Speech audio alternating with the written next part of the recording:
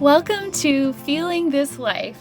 We're a family support podcast that dives deep into the triumphs, challenges, and strategies that are part of the lives of those who care for young children with blindness and visual impairment. I'm Paige Maynard, and I'm a teacher of the visually impaired and early interventionist at VIPS, Visually Impaired Preschool Services. And I'm Dr. Cathy Smith, an independent research consultant at Anchor Center for Blind Children. I'm Jenny Castanier. I'm the Family Services Coordinator at VIPS. I am the mother of 3 girls, and my youngest has a visual impairment.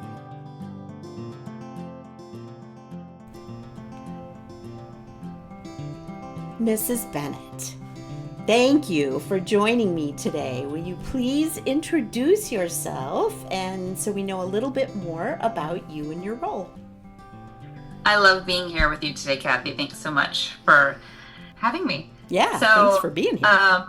My name is Rachel Bennett. I am the director of CVI Now at the CVI Center at Perkins School for the Blind. I lead our big website, cvinow.org, where we follow the research and center our work on the lived experiences of people with CVI and their families. It's a really comprehensive, robust website. It's a website about CVI that I wish I had when I learned of Henry's CVI when he was a little kid. We also lead parent advocacy and support work, as well as outreach and advocacy work. We're just trying to spread widespread awareness of CVI across stakeholder groups. It is the leading cause of childhood low vision and blindness. So it really needs to get on the radar of all professionals who work with our kids, medical providers, educators, local and state policymakers. It's a really big deal. And we're just really understanding how prevalent it truly is. Yeah, great. Thanks. That's terrific. So your role is more as a parent than as an individual with a visual impairment, just because this is audio and we want our That's right. I never talked about me being a parent. Yeah, I'm also a parent of a child with CVI and other disabilities. His name is Henry, and I'm going to talk a lot about him today. That's right. Well, I'm excited to hear about him. So let's get started. This season, we are asking our guests to tell us your story and to consider anything you remember from your son's early childhood that had an impact on his and your life. In 20 minutes. Yeah.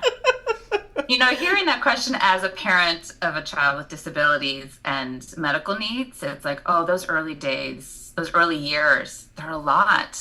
And to be far away from that, not really that far, he's 11, but still, I don't know how we got through it. And so those parents who are in the thick of it right now, just, I get it. It's really, really difficult. And I'm gonna name a lot of that as I speak, but you know, no parent, knows how to, there's no manual to parent, but there's no manual to figure out how to get through raising kids with disabilities, with medical needs, when you're in and out of the hospital. And it's also really not part of the narrative around parenting. Right. You know, so many of us go through really, really difficult experiences, traumatic experiences with our kids.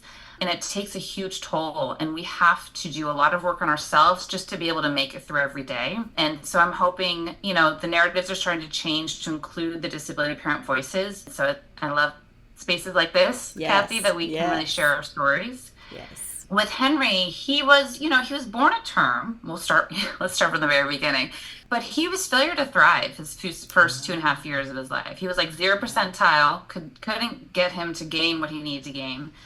So he was just kind of in and out of the hospital because he was just not thriving. Yeah. At around, when he was 1, he just had a stomach bug.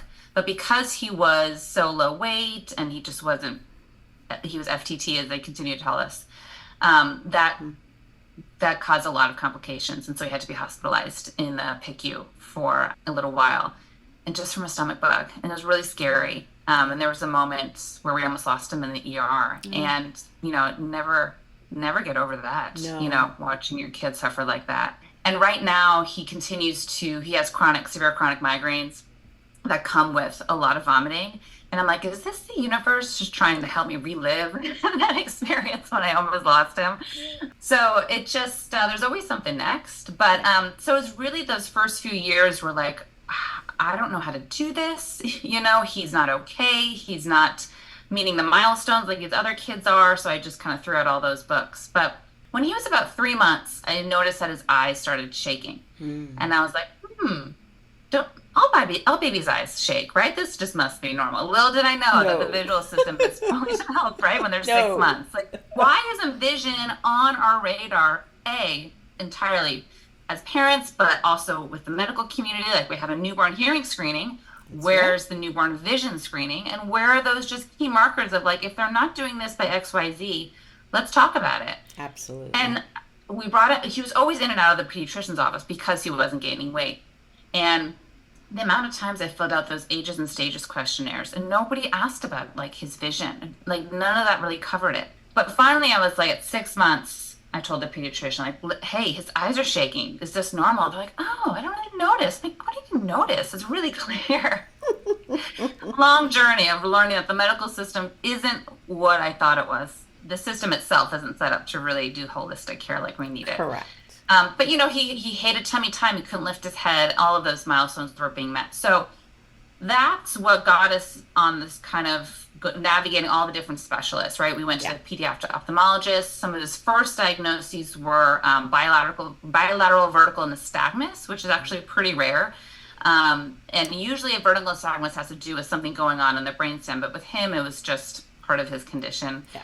He was diagnosed with pale, small optic nerves. Which that nystagmus, that's that movement of the shaking of the eyes. The involuntary shaking of the eyes. And he still has it to this day. Yeah. He was diagnosed with optic nerve hypoplasia. I'm trying to think of his other early diagnosis. But delayed visual maturation diagnosis, intermittent esotropia, and then eventually, we were going to so many specialists, and eventually we went to a geneticist who found that he has an extremely rare variant of the AST1 gene, which was responsible for sending neurons to their position during fetal brain development. And I don't know any other kid who has this variant. Yeah. It's so rare. So here I'm a rare disease mama, and I've no idea what's coming next, right? Yeah. It's really hard not to have a community.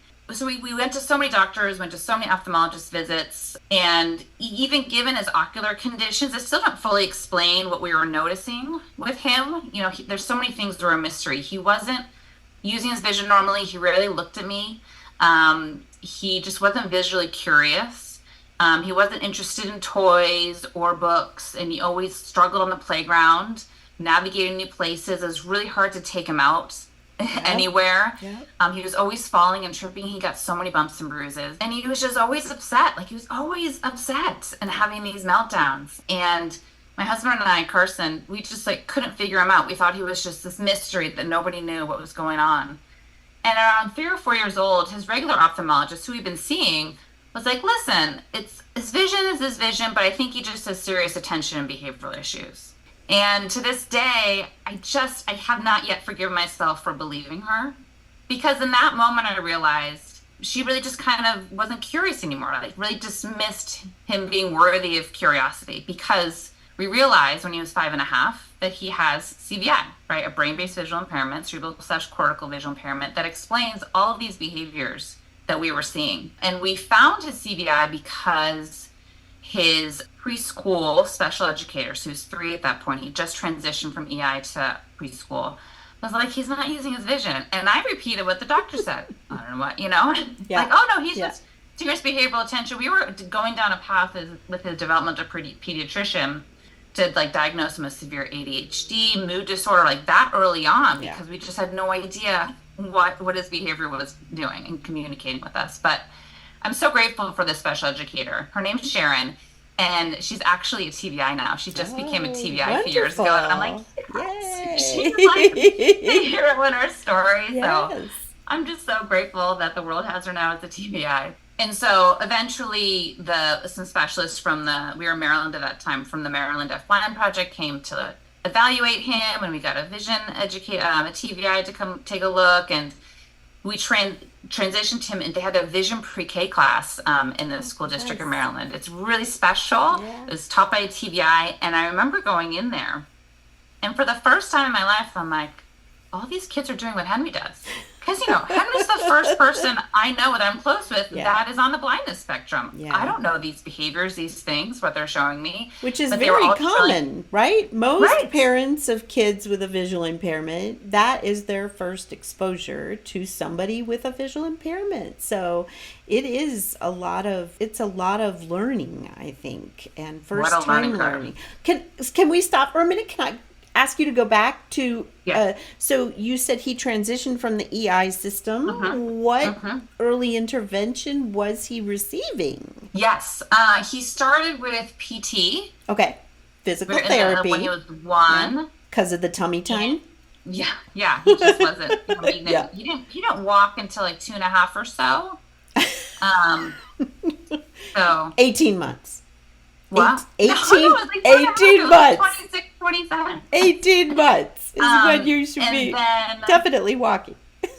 he so his PT for a while, a speech and feeding, Yeah, because that was yeah. still really an issue. Absolutely. We were really close to getting a feeding tube, but eventually realized he had all these allergies, like Wow. dairy and all of this stuff. And so once we changed to solids, he finally gained some weight eating bananas and sweet potatoes. So. Excellent. Cool. Rah. And then we were in DC at the time, then we moved to Maryland, and that's when we got a TVI on our EI staff. Nice. And so we had, why can't I remember this? I should have remembered. So TVI, we had like PTOT. It was a while ago. Speech. I know, it was a while ago. It's a while ago. But because CVI wasn't on our radar, the interventions and strategies weren't fully matched to the visual and sensory access that he needed to learn. I think that was just reflecting on that.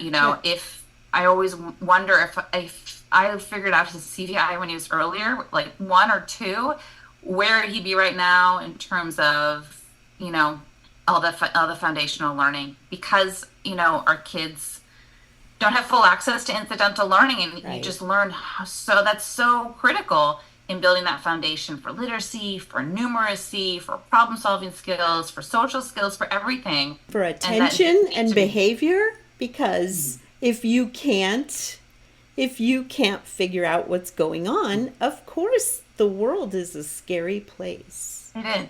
Yeah, it was, and he was just surviving. And I think back, he always was holding on to me. He always close when we went out. His behavior was communicating so much, but I just didn't know what it was communicating. And I think that was really difficult as a parent. Yeah.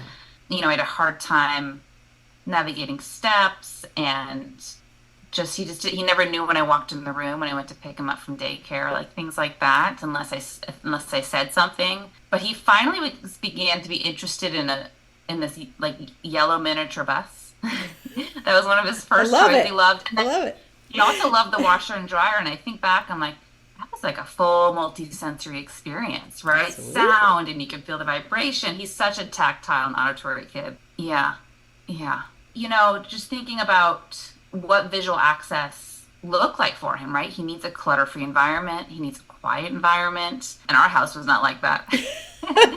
I'm not sure anybody's is. He needed an accessible day where it really, if he had an intense kind of busy experience where he went to like a loud place or something, after that needs to be quiet, dim lighting. He also has mild photophobia too. And just kind of, we never realized that we need to plan his day to keep his battery going, because he has a lot of fatigue from his CVI, from his other conditions.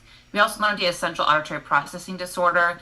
So he's technically on the deafblind spectrum. And thinking back, there's so much language and sounds that he missed, even when we heard his first words. It's taken him a while. He still has, he omits lots of sounds in his speech. So interesting. Yeah. Wow. It sounds to me like what you're telling us is he kind of knew what he needed. You just didn't always. No.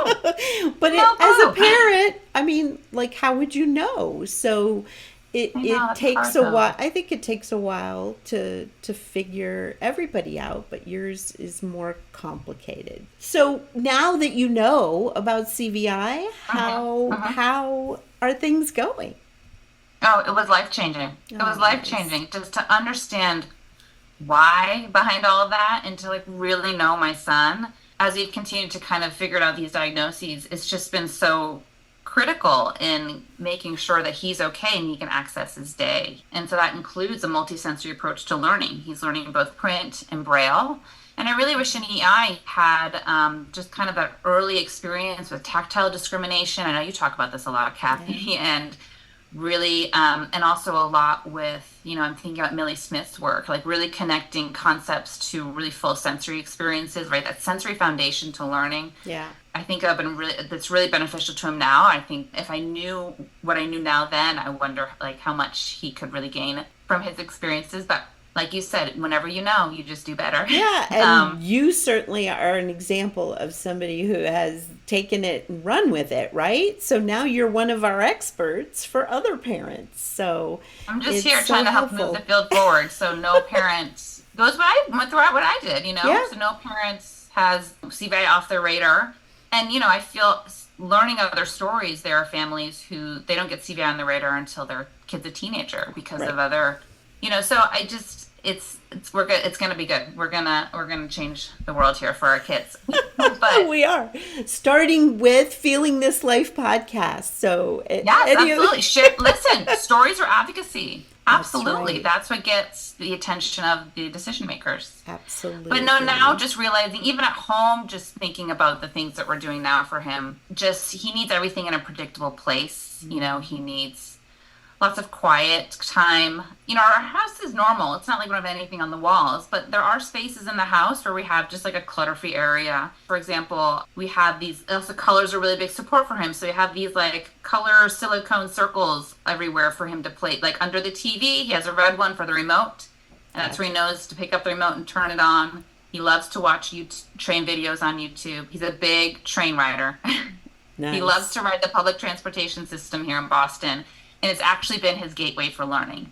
So if you're a kid, start young, like get your kids out there, even though I know how hard it is. It's really hard to get our kids out there in the community because it's really scary for them, like you said. It is. But little by little, I never would have guessed that him riding the trains here in Boston would be what could get him to start reading and start learning math. Because books, the TVI adapts his books based on his train rides. He's memorized all the train stops, and so, but imagine, it's a full sensory experience. He rides it, he feels himself moving, he gets the auditory input. Anyways, that's just a plug to like, the best thing we can do for our kids is just get them these experiences, this full sensory experiences, because it's just going to support all development. A lot of times when you hear about CVI, it's like visual improvement, visual improvement, visual improvement. And that can happen for some, but I think what it is when you understand the right conditions for visual access, you're going to see, vision use. But what we're learning from people with CVI is that vision is not reliable 24/7, and so many things can interfere with vision use, how you're feeling inside, what's going on out in the environment. And what I've seen with Henry is as he's been able to build his sensory skills, his tactile skills, his auditory skills, I've seen him be able to also get his visual system online a little more. He uses all of that together. And so I'm just such a proponent of just have your kids go out there and experience the world. You never know, first of all, what's going to be motivating and interesting to get them on their learning journey. But also when all sensory systems are experienced, I'm losing my thought here. I'm just saying that just try not to be myopic about the brain development. There's so many things can help support our kids' growth. Oh, fabulous. And this is perfect. So what great input that you've given us and ideas for families at home. And I hope that they will start to question some of the things that they have seen in their kid and maybe what can help them and to reach out, and hopefully they can reach out to you. We'll put your contact information in the podcast notes and they can ask you themselves. So thank you so much, Rachel. This has been terrific. Thank you, Cathy. Yeah. I loved our conversation. Thanks for this moment. I really appreciate you and all the work you've done in the field and for our families. We're really great. Well, it's easy when I get to do it for families like yours. So thanks.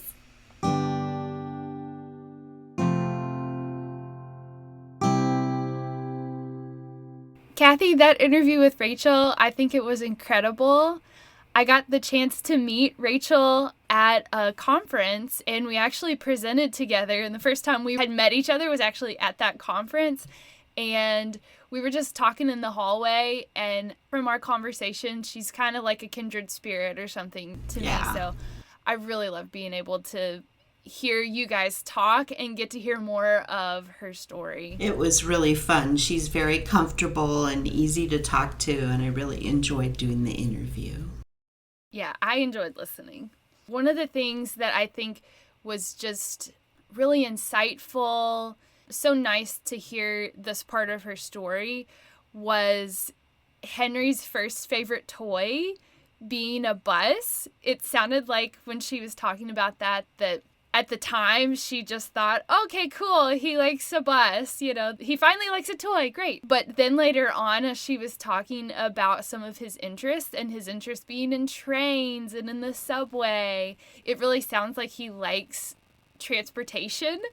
And it was so cool to hear how they have worked really hard to use his interest to help with his learning and with literacy and all of the parts of independence and some of those things that she wants for him to learn.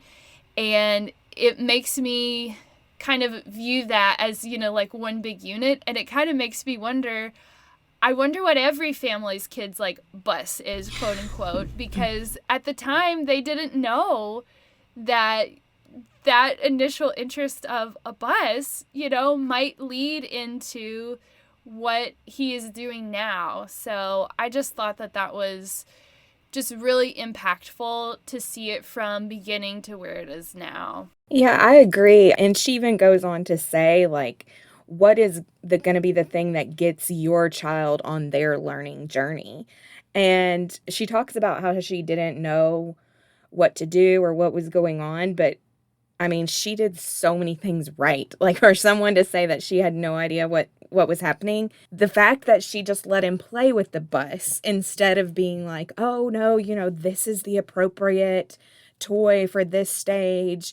She let him embrace the toy that he liked. And she even says, like, throw out all the books. Like, she knows he's going to miss milestones. Your child's going to miss milestones. Like, let's not be so caught up in them. Let's celebrate the milestones they do meet. Throw out the books. She talks about how as she started to learn more and get to know him better and understand better, she realized things he needed, like after going somewhere, he needed to recharge, how a clutter-free and quiet environment was good for him.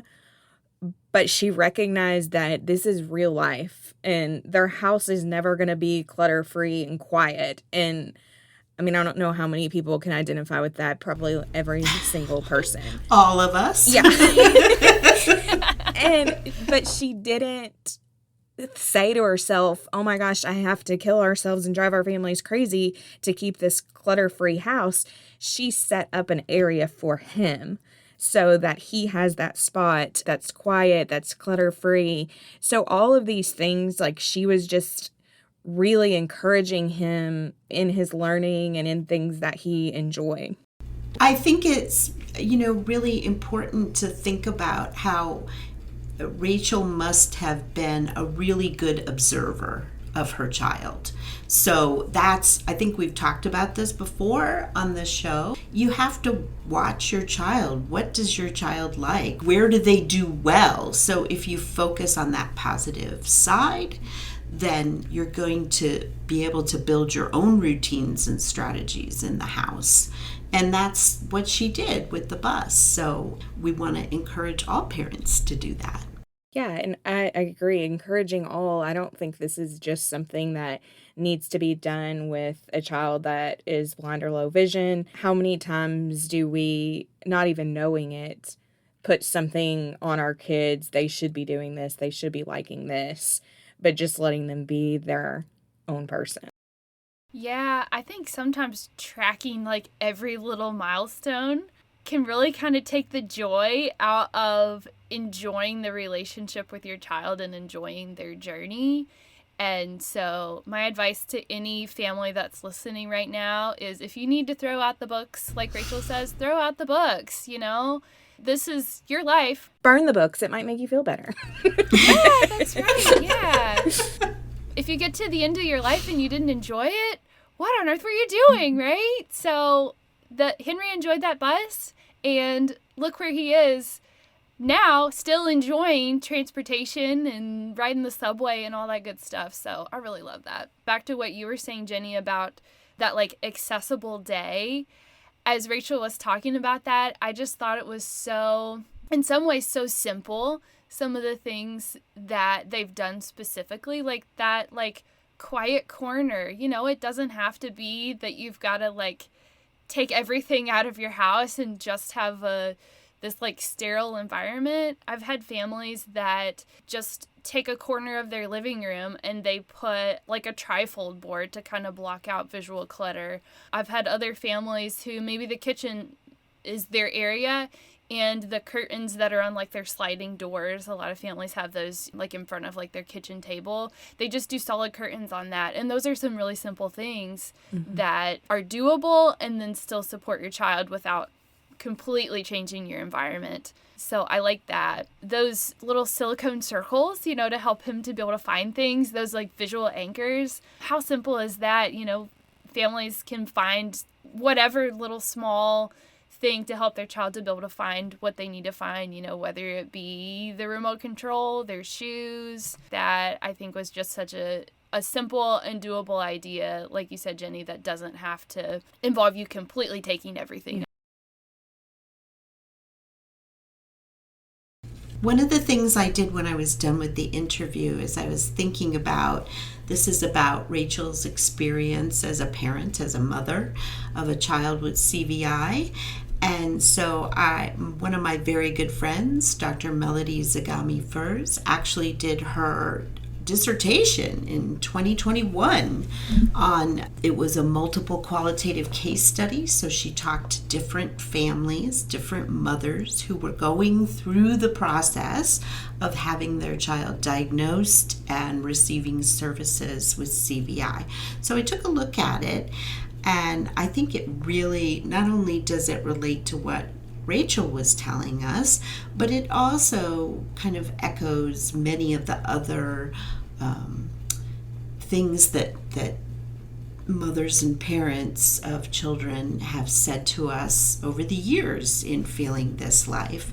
And those three themes that she came up with in her dissertation include shifting roles. And I really think Rachel talked about, she started out being a mom and a caregiver, but now she's also an advocate and even a professional. And I think not only, obviously not every parent is going to become a professional in the field, although we would like you to, because we need more.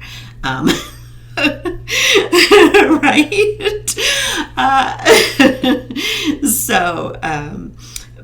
But every parent is going to end up advocating for their child at some point. So thinking about ways you can do that and that you feel comfortable in doing that was a big part of her study. Another area was kind of navigating educational landscapes. So what does it look like for a child with CVI?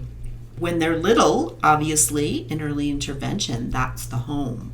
So Paige and Jenny just talked about how you have to kind of think about that home and how that can help.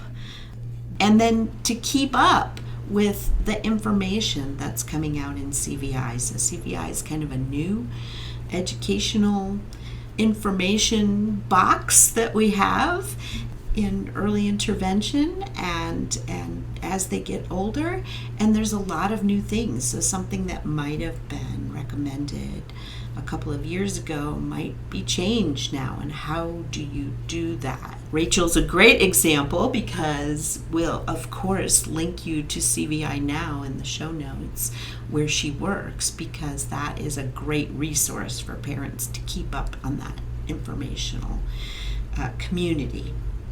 And then finally, the biggest takeaway for me was, and the final theme is understanding that scary unknown. Like, I know there's something that's not right with my child. I know there's something going on. And then kind of having a relief when you get to that diagnosis. So Rachel shared with us, this is a quote from her, the importance of that moment when their child's CVI was diagnosed cannot be overstated. I think that's really powerful, and being validated that there is something going on and maybe we can do something to help. So that's where the research kind of links in. Do you guys have any questions? I think that it's just important to note that it is such a celebration when she got the answers and the validation of CVI. But I just want to highlight here that she was doing all the things she was doing even without a diagnosis. So as we've talked about a million times on the podcast, I mean, it can take years. It may never happen. But she still was moving forward and doing things that she knew was right for her son. So I just want to encourage parents, just, you know your child best and you can advocate for them anywhere. And just because you don't have that diagnosis doesn't mean you're not helping them. Perfect. I agree. That is so profound. One of the ways that actually played out in her interview was when she talked about Henry starting in that vision-specific preschool class. I stopped listening. I paused it because I could completely hear the change of tone in her voice, that she had that change of understanding, that was that navigating educational landscapes. You could tell that was a big turning point. And no, that wasn't diagnosis related, but like you said, Jenny, maybe a diagnosis isn't there yet, or maybe it might not come for one reason or another. But there will still be those times where you're going to have a day where you completely turn a new page, and there's a lot of, I think, joy in that. And sometimes, I hope this applies to everyone, can make those really, really hard seasons of your child's needs kind of feel like, okay, it was worth it. We kept going, and now we're empowered. Thank you both so much for talking with me today, and thank you, Cathy, for interviewing Rachel. It was my pleasure. Thank you so much for listening to Feeling This Life. Did you know that this podcast is actually part of a research study? By filling out the survey in the show notes, you can help our community learn more about how podcasts impact those who care for children who are blind and visually impaired. So please take a look when you're able. Also, if you'd like to support us in making more episodes of Feeling This Life, look for the donation link in the show notes. The show notes also include links to resources related to today's episode and ways to get in contact with us. Please join us again next time for another episode of Feeling This Life.